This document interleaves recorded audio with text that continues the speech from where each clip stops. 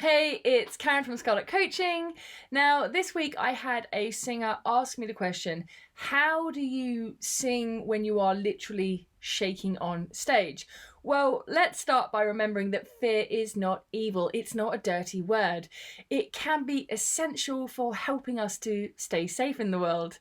Now, if you think back to prehistoric humans, the world that they lived in was pretty dangerous, with all kinds of threats literally lurking around every single corner.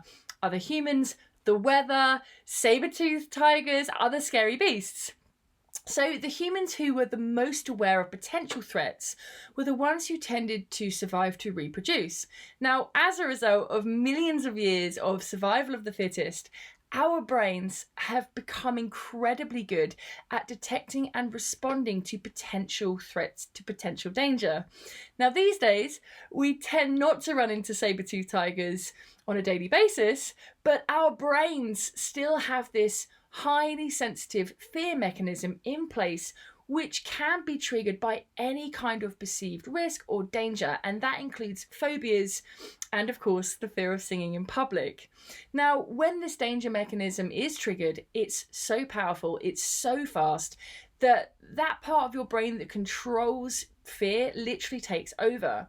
Now, as anyone knows who suffered from stage fright, fear can affect your breathing, your heart rate, your hormones, your vision. Now, this is what happens when we detect a potential threat. You have input coming in from your senses all the time. So sight, smell, touch, hearing, taste. And what happens is your brain interprets this information and it adds context based on your past memories, your fears, your beliefs, and your habits. Your amygdala has a huge part to play in this fear mechanism, because this is the part of your brain that processes memories related to past threats or painful experiences, and it's the amygdala that tells your brain what it needs to do. Now, if your brain decides that there is even the slightest risk of pain, of disappointment, or danger, your body will offer you four options. You can either run away, you can stand and fight, you can freeze, or you can literally faint because your brain short circuits from too much stimuli. Now, what do you do when you're a singer suffering from stage fright? Because, of course, none of these responses are useful or appropriate. So what you need to do, first of all, is understand that singing is a holistic process. That means that we need to work on it mind, body, and soul.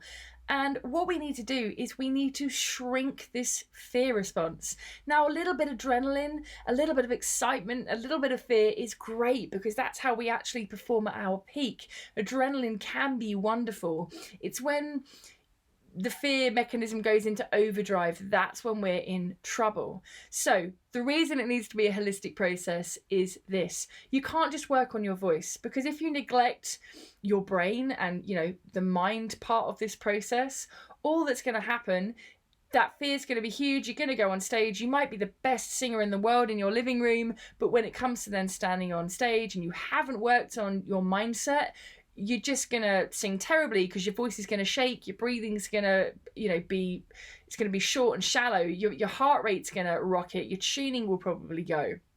So yes, we need to work on your voice, because absolutely you need to have rock solid confidence that your voice will deliver for you. One of the biggest causes of stage fright is actually not having belief in your voice. You stand there and you're not sure your voice is going to deliver, and that's where you get all this fear.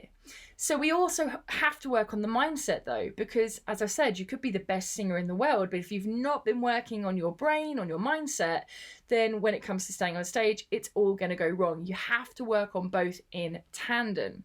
Now, once you've got to the stage where you've worked on your mindset, you've worked on releasing those negative beliefs, these, disempowering thoughts that just don't serve you anymore, and you're really confident with your voice, it's going to deliver, then you can start working on a plan, because it is so important when it comes to stage fright to build up positive experiences, because that's how we shrink the fear.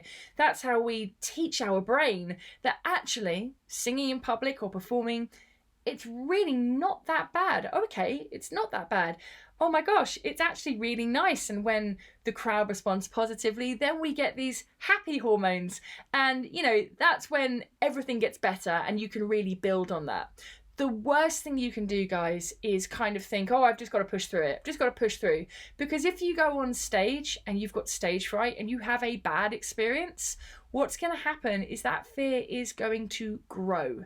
And it's going to grow and it's going to grow and it's going to grow because you'll just stack on bad experience on top of bad experience on top of bad experience. We have to build good experiences. And that's how you build your technique out of rock. And that is what Voice Unleashed is all about. It's a complete mind, body, and soul approach to singing, approach to coaching. So if you'd like to know more about it, you can just click on the link in this post. Hope this video has helped. Hope it served. Look forward to seeing you soon.